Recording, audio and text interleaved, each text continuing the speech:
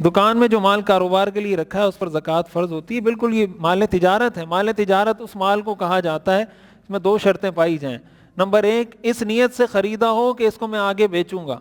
Number 2 یہ نیت ابھی تک برقرار ہو. جس مال میں یہ 2 شرائط پائی جائیں اس مال کو مال تجارت کہا جاتا ہے, اور مال تجارت پر اگر نصاب کو پہنچ جاتا ہے تو اس پہ زکوٰۃ فرض ہو جاتی ہے. فون کر کے بچے کی کان میں اذان دے سکتے ہیں, اذان تو دے سکتے ہیں فون پر. آپ اگر فون پر اذان دیں گے تو ظاہر ایک مکلف عاقل بالغ شخص کی آواز ہے, وہ اذان دے رہا ہے, اس میں ایک مجلس کا ہونا ضروری نہیں ہے, اذان دی جا سکتی ہے. فون پر نکاح ہو جاتا ہے, نکاح فون پر نہیں ہوتا. اس کی وجہ یہ کہ نکاح میں شرط ہے, مجلس ایک ہونا شرط ہے, کہ نکاح میں دونوں ایک مجلس میں ہوں. اور فون پر جو نکاح ہوتا ہے اس میں ایک شخص ایک مجلس میں ہوتا ہے, دوسرا شخص دوسری مجلس میں ہوتا ہے. اس کا حل فقہا نے یہ لکھا ہے کہ جو آدمی دور موجود ہے وہ کسی کو اپنا وکیل بنا لے, فون پر کسی کو وکیل بنا لے کہ بھئی یہاں نکاح ہوگا, تم میری طرف سے قبول کر لینا کہ اس کی طرف سے میں قبول کر رہا ہوں.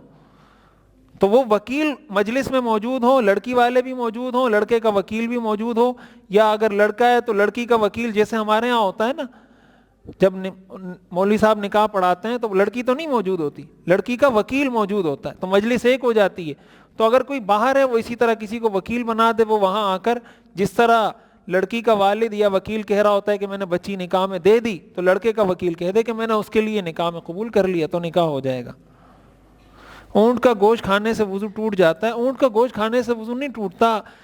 ابتدائے اسلام کے اندر یہ حکم تھا کہ ہر آگ پہ پکی ہوئی چیز کھانے سے وضو ٹوٹ جاتا تھا, یہ حکم تھا اسلام کا.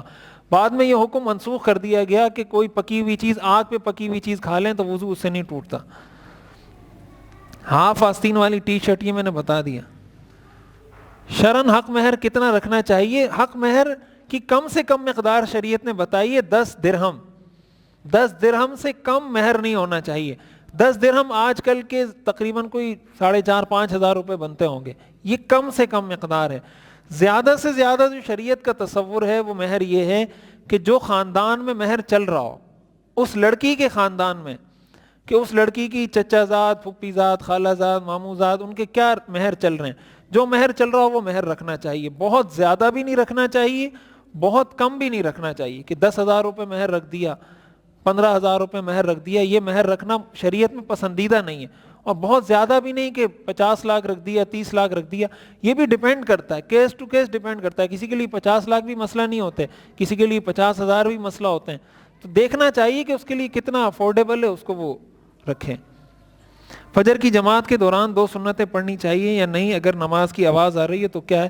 اصل میں فجر کی جو سنتیں اس کی تاکید بہت زیادہ ہے, اور حدیث میں اس کی بہت زیادہ اہمیت بیان کی گئی ہے. اس لیے علماء نے یہ لکھا ہے کہ فجر کی ویسے جماعت کھڑی ہو جائے تو سنتیں پڑھنا جائز نہیں ہے عام نمازوں میں, فجر اس سے مستثنیٰ ہے. اس کی وجہ یہ کہ تاکید بہت زیادہ ہے ان سنتوں کی. تو اگر جماعت کھڑی ہو گئی ہے تو آپ سنتیں پڑھ سکتے ہیں, اس شرط پر کہ آپ ایسی جگہ پہ کھڑے ہوں کہ لوگ آپ کے آگے سے نہ گزریں. بعض اوقات جماعت کھڑی ہو جاتی ہے, لوگ پیچھے آگے بالکل گیٹ کے بیچ میں کھڑے ہو کے جو ہے نا سنتیں پڑھنا شروع کر دیتے ہیں.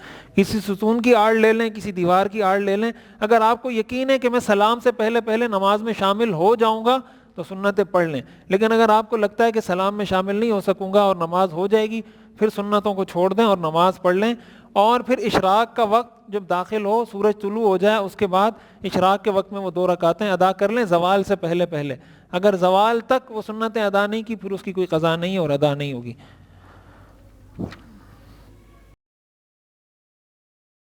مفتی رشید احمد خورشید صاحب کے بیانات یوٹیوب پہ سننے کے لیے youtube.com/مفتی رشید آفیشیل پر کلک کریں اور سبسکرائب کر کے بیل آئیکن کو پریس کریں تاکہ ہمارے آنے والے نئے بیانات آپ کو بر وقت مل سکیں.